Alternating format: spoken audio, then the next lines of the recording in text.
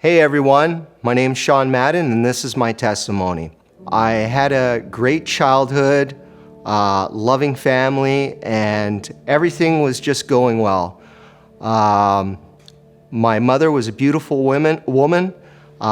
She inspired us, she gave us faith, and just was the rock and the glue behind our whole family. When I was about 10 years old, she was diagnosed with cancer, and we ended up losing her. It just tore apart our world. My father worked long hours, and we just had a very hard time dealing with the loss. My dad didn't know how to handle it. He took down all the pictures of the wall of her, tried to remove all the memory of her, and just there was a lot of pain. And so I remember when I was like 10, 11 years old, and I had a conversation with my father, and I asked him about God. And my father actually told me that he doesn't believe in God anymore. And that just tore apart my world. Having somebody that you looked up to, and just having them say that to you, I felt like it just changed me. I felt like with everything going on in my life, I started building these strongholds and these barriers around myself. I felt like no one was ever going to hurt me ever again. And with the loss of my mother and not having God in my life anymore, I just, started getting myself into trouble, started hanging around the wrong friends, and I actually started to get more and more distant, unforgiving, revengeful, and just actually becoming a little more violent. So I struggled, and then I actually came to a point in my life that my life was starting to really get out of control. But at this point in time, I didn't realize it, that I was actually starting to see, when I went into these dark places, started seeing demons and frightful things. And I would start reacting to these frightful things, and I would start acting crazy or losing control of my mind. And it actually got me into trouble with the police. And I always felt like I had to be the alpha male, and just overall, with all this manifestation, it put me in a lot of problems. So I got married and I had children, and I thought that this was the answer, that this would somehow bring stability to my life. It didn't. I kept having the same problems, and I actually felt at some time that things were spiraling out of control. So my wife Ann started going to a church called KICC. And she started going with a friend, and she asked me to go. So I didn't really want to go, because God hadn't been in my life for a very long time at that point, more than 20 years. So I went with her. I sat at the back of the church with my arms crossed, and I seen people, speaking in tongues, people laughing, people crying, people falling to the floor, and I thought it was a cult. I said to myself, Pastor Asif and Pastor Tony, this is all just a scam, and they're all acting, and they're all out to get your money. and every time I went there, I didn't even want to give because, my heart was so hardened, and I was like, okay, well, I'm only going to give $5. And I said, these people are just out to scam my money. So,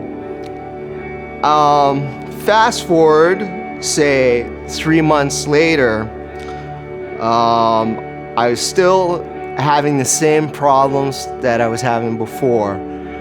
And there was actually a big argument at home, and it was on a Sunday. So I was alone at the house with the kids, and I was saying to myself, with all these problems, should I go to church? Should I go to church? Or should I just stay at home and drink some beer, eat some potato chips, and watch some football? Something that day told me, Sean, get your stuff together, pack a bag for the kids, get the stroller, go to church. So I go to church now, and it was Pastor Rodell who was talking about images in our mind and what they could do. They could actually present something very bad, or they could present something really good for you. And I was going through such a rough time, and I didn't know what to do. And I felt inside that I did believe in God, but for a long time there, I rejected Jesus. So Pastor Rodell said to step out into the aisle and focus on Jesus. And something told me to take that risk and put my trust in Him. So I stepped out into the aisle, and I just kind of closed my eyes, and I just felt this light come on me. It was no light in this world can explain what this light was. It was such a pure light, and it was not something like an LED light or the sun or anything like that. But when this light hit me, I could not move my body. I fell to the floor, and I was just powerless. I started shaking, and I felt like this cold come over my body. I could see that I could kind of feel or hear that people were praying for me, but I was just so powerless that all I could do was lie there. It took me about 5 minutes or so to come to. And I got up and I went and sat down, and I had to put my hoodie on because I had this chill over my body. And I was just sitting down, thinking to myself what had just happened, because there was no explanation.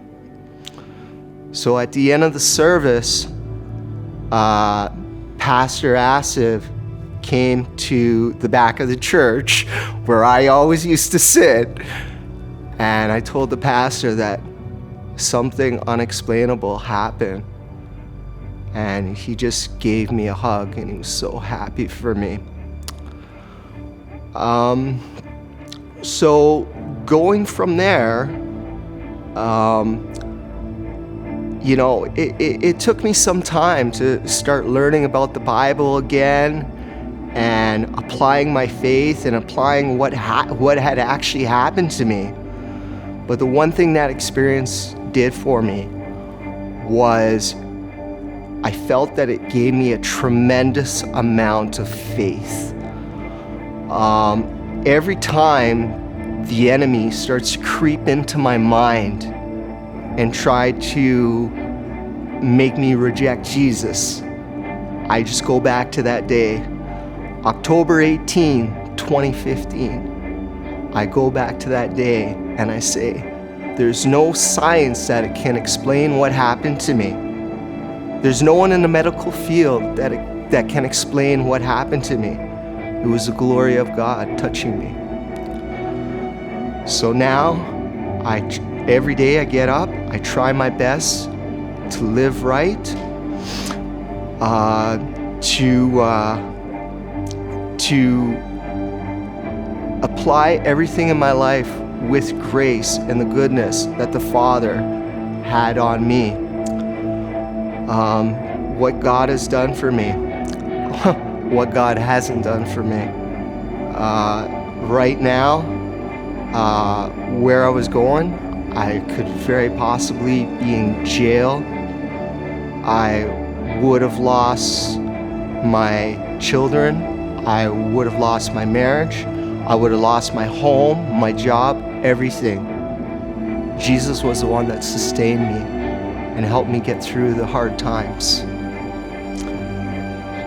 I just know that going forward, if I just keep on pressing and keep on looking for the presence of God and let my ears be sensitive to God's voice, that good things and more good things are going to happen. I actually have a totally different attitude on life. I have hope for this world. I have hope for people in this world. And I know Jesus could do good things for you too. Miracles are waiting. Thank you.